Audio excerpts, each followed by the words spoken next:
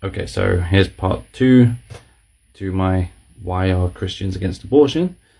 And in the last video at the end, I said I was going to read something from Tertullian, who recounts a medical procedure for abortions.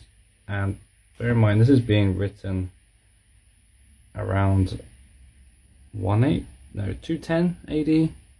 So, and it sounds very much like modern medical stuff.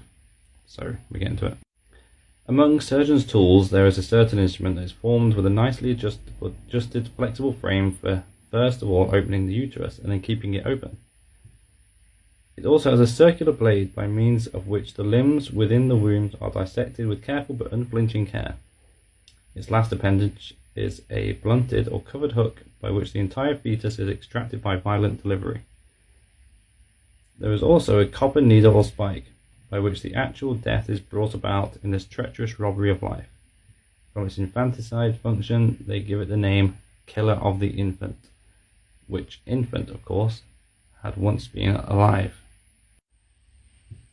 Earlier, still about 195, got Clement of Alexandria, who speaks about the attitude of his surrounding culture and how they viewed the children they didn't want.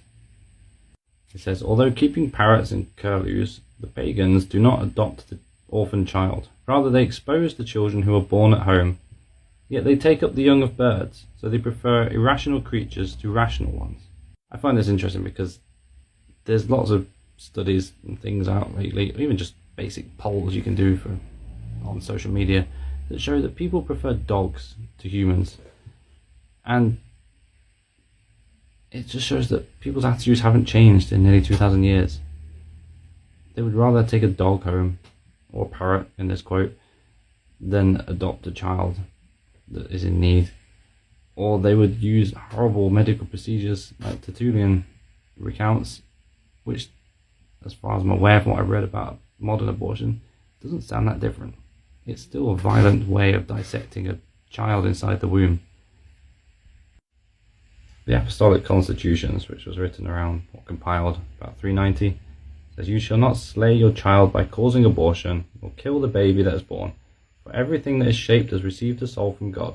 If it is slain, shall be avenged as being unjustly destroyed," quoting Ezekiel 21. So as you can see, Christians have been against abortion and killing children, whether in the womb or out of the womb, since the very beginning. But they were also great proponents of adoption and taking care of orphans and people in need. So this is why the church still holds this view.